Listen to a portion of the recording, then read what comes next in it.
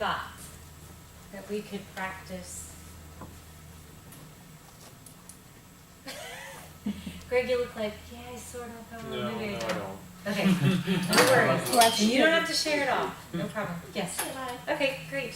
What's your thought? My thought was, I'm going to run out of money because I quit my second job. Oh, good. That's a good one. I have that thought a lot. Not that I quit my second job, just going to run out of money. Okay, good. Is that true? Not at all. Good. So we don't even have to ask the second question. How about number 3? I would be able to enjoy the reasons that I quit the second job, which is to have more time to do the things that I care about. Beautiful. Beautiful. Good. Now, number 4. Who would I be if I thought that thought, that's a cute little phrase. Who would I be if I thought that thought were true? I would be stressed out and basically wasting the free time I gave myself by quitting the second job, which seems really fun. Beautiful. Beautiful. Good. I have a question. Yes. What if you have a negative thought and it is true? Oh, good. Okay, do you have one that we can... I don't know if I want to share it. Okay. Well, let me just finish up with this, and then you can think about whether or not you want to share that negative thought. So the idea here is there's another part of Katie's process here, which is whatever thought you choose, you fill in, I look forward to having this thought again. And that's been really helpful for me to make a choice that might move me away from that negative thought that's true. If that open up a space that's true. So this is good. If you look forward to deciding that this is not true, you look forward every time that comes up, say, I'm looking forward to choosing this is not true. I'm looking for, and you're exactly right. Guess what just opened up for you? So this is really, I think, key. Again, attention to our thought process, breathing through, observing, no judgment, but just saying, this is the thought I choose next, and then just watch the magic happen. Cool. Gopa, do you want to share? Or no? That's okay. That's all right. So the question is, what if you come through and a negative thought is true? And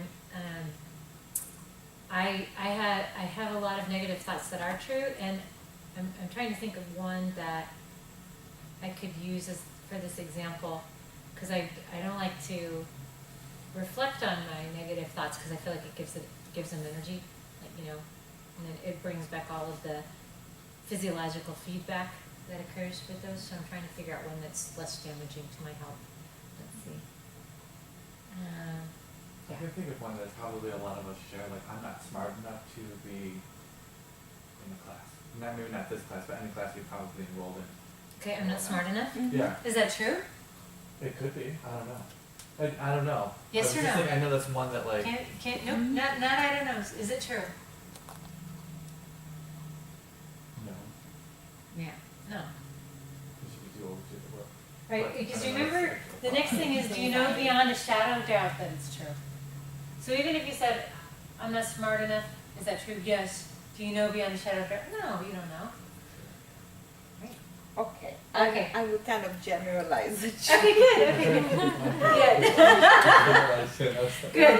But I understand what you're saying too. Like I totally hear what you said. It makes like we always have self-doubts and we always question ourselves and we think it's true or not. But what if you have, if you've had a relationship that you trusted and that went like, that you felt, for example, I felt I was like betrayed or taken advantage of. Great. Okay, good. So give me your thought. I was betrayed? I was betrayed and I was taken advantage. Okay, good. I was betrayed. And not valued, maybe? Okay, I'm not valued. Good. Ooh, that's a good one. Let's use this one. Anybody ever filled this? Yeah, okay, good, let's use this one. I am not valued, and then what I'm gonna do is, you fill in the blank for that person, okay? Whoever this person is. I am not valued, right? I'm gonna use one. Just go pick a name. If you know the person, pretend that you don't. I'm not valued. I'm not I probably shouldn't use that one, huh, Wendy? Okay, I'll try to think, I'll pick up another one. There's so many. Who might you guys not know? I'm not, or doesn't matter, I'll just pick a name. I'm not valued by Dick. I'm not valued by Dick. Oops. I know. There's a joke around it too. Is that true? I'm gonna say yes. I'm saying yes because I'm not valued. Do I know beyond a shadow of doubt that's true? No. I don't. His behaviors may reflect that he doesn't value me. His words may sound like he doesn't value me. He may even say, I do not value you. As a human being, as a worker, as a friend, or whatever. But do I know that beyond a shadow of doubt? No, I don't.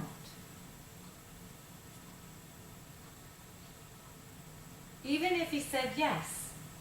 Because okay, so let's just say, I say yes. It's true. I know beyond the shadow of doubt that it's true. So, who would I be without that thought? I feel great. I feel great because let's say I really value Dick's opinion of me and I really want him to value me. Right? So I would feel great. And if I believe that that's true, I feel belittled, I feel disempowered, I don't feel like I can be in my own skin, I'm depressed or whatever the case might be. Now there are other parts of this inquiry process is, let's turn this thought around. So that, and you'll get this at the sites as well, this process. Turn the thought around. I don't value me. Is that true?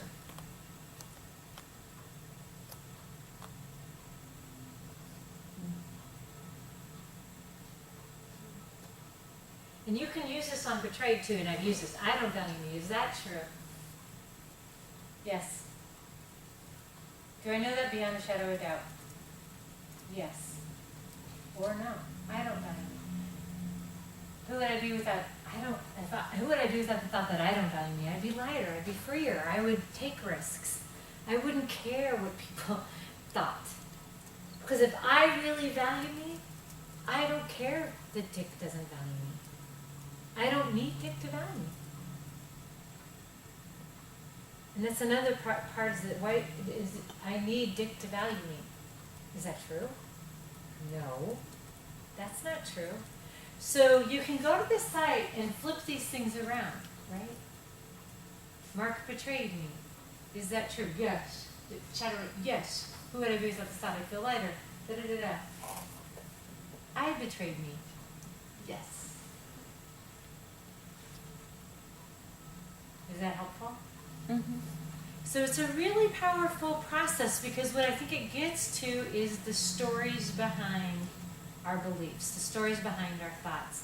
And we can begin to unpack those and choose different thoughts that are more empowering.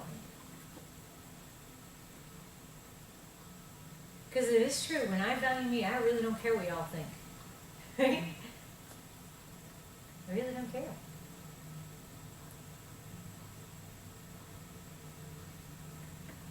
Doesn't mean I don't want you to value me, but I don't need you to value me, and that's a big difference.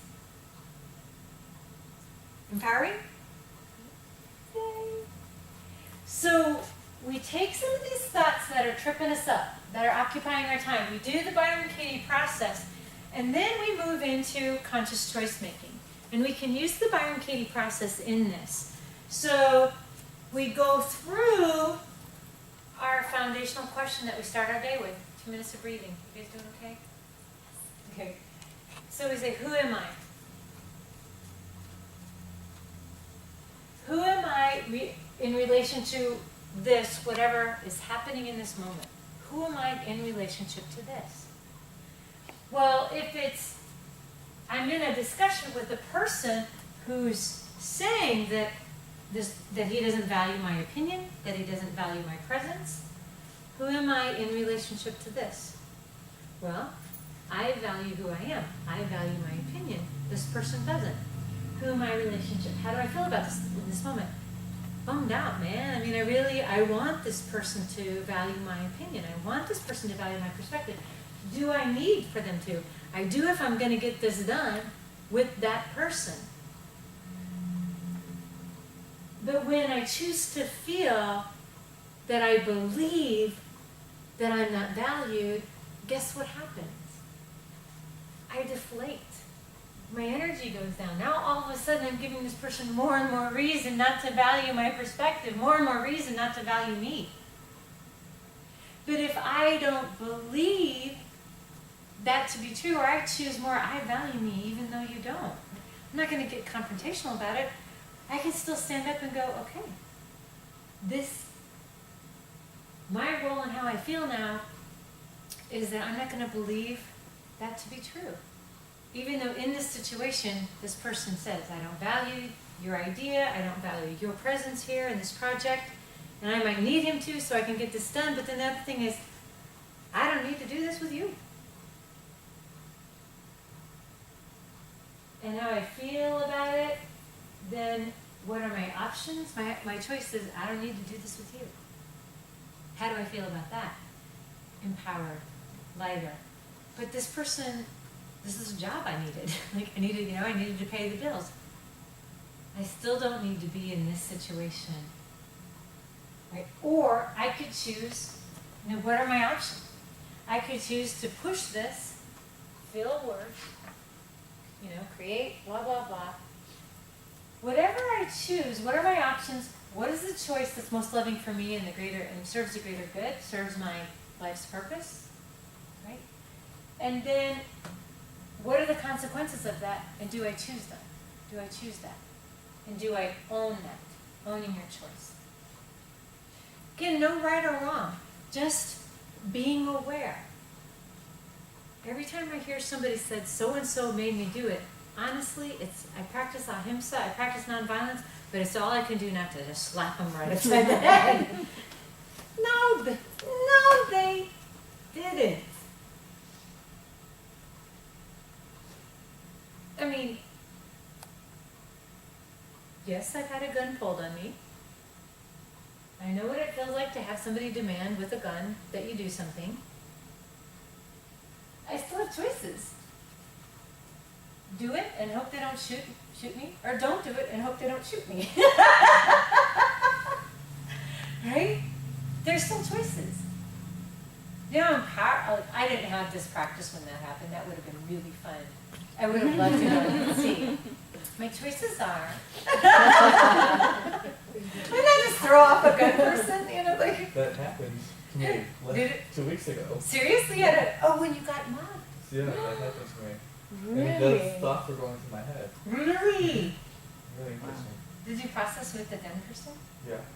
I sat Really? there and I was like, okay, if I give him my phone, and I literally went through it, and he's looking at me for 10 seconds. I just need to think. And then I gave him my phone. Wow. And he didn't get shot. I didn't No. know you got. Yeah, Oh, jeez. crazy.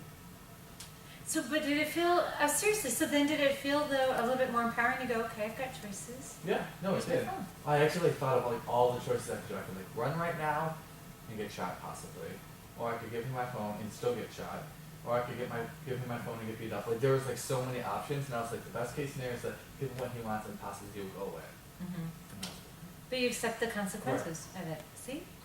And I never got upset over it or anything after. Yeah, I know because when he told me that, I got mugged, I'm like, are you okay? He's like, yeah, it's just very inconvenient. I was traveling a day after, so I was I need a phone to be like, oh hey, I'm home at the airport, come pick me up, So it was a little inconvenient, And you're alive. but if I didn't go through all that, I would have been It would have ruined everything. Yeah, then you would have felt like a victim, right? Now, still, that doesn't make what that person did. You're not condoning. You're not condoning that action by choosing. Does that make sense? You're not condoning that somebody robbed you by recognizing your choices. And I think that's again another story that we get into. Like, I'm condoning your action by my choosing to either go along with this or not. I'm making a choice with all of this stuff, and I'm owning my own consequences. Your karma that you're creating, your blah blah blah. You know, I could, if I, you know, I'm sure we all. Guess what? I got me done. Sorry, it was the stuff through the rest of it. So but the point is that the point is our individual selves. Right? This is the practice of self. This is the practice of searching inside oneself. This is the practice of owning one's choices, not yours. I don't own your choices. Don't own yours. Yours neither. Is that helpful? Any questions or thoughts on what used to be up there? Right. So what I'd love for you to do is just give this a shot. Take some thoughts that are, particularly the ones that aren't in alignment. The thoughts that are not in alignment with who you are becoming, what you want, and what your life purposes are. Go through the Byron Katie process, and again, there's some worksheets on thework.com. She makes them available for free. Very generous, beautiful woman. I got to meet her, and I just fell in love with her. She is the real thing. I mean, she really practices her practice. And she's gone through this too. She had a gun pulled on her too, and kind of went through this whole thing about, she just went through this man is evil. Do I know that? Is that true? Yes. Is that, do I know beyond it? No. I don't know that beyond it. This person is standing, you know, and she's going through this process. It's a kick. So the whole point of this here is that the law of least resistance is in, we're simply observing by breathing. Observing by breathing, and then choosing the choice for which you accept the foreseeable consequences. We don't know what they are. We don't always know what they are. And you know, how many times do you say, if I would have known the consequences, I would have chosen a different choice? Well, I don't know about you, but usually when I'm saying that, I didn't even stop to think about the potential consequences of that choice. I didn't. I just made the choice. Or I didn't make the choice. I just reacted out of past conditioning, out of the karma. So the idea here is we're focusing on our breath, creating space between our feelings, thoughts, words, and actions, and that space creates an opportunity to observe ourselves and discover that I am not my thoughts. I choose my thoughts. The thoughts might come up, the feelings might come up, but I am not that. I am not that. I am not a practiced, mindfulness-based person who can even control thoughts and feelings. There's a lot of research done on folks who, like the Dalai Lama, and maybe he wouldn't even say that he can control his thoughts and feelings, but there are some practitioners who say they can control their thoughts and feelings. I have a pretty good feeling I'm never going to reach that point in my life. I don't feel like I'm in control of how I feel or what I initially think. That I can choose the next thought in the next moment. That better aligns with how I want to be, how I want to feel, my life's purpose. And then take responsibility for the words that come out and the actions that come out. And when I do something painful to someone and they let me know, then I can apologize for the pain that I may have had a role in creating. And choose again in the next moment. And what I love about this is all the energy that used to go into my thinking that I was a victim now goes into creating. Victim consciousness, creative consciousness, creating, owning the role that I had and creating whatever situation I find myself in. Notice I said owning the role that I had. Sometimes we find ourselves in situations that multiple people created that.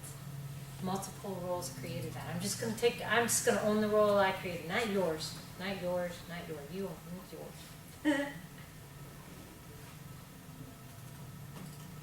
Questions? Thoughts?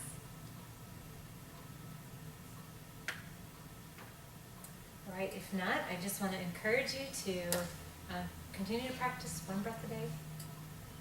And even if it's in the morning, who am I?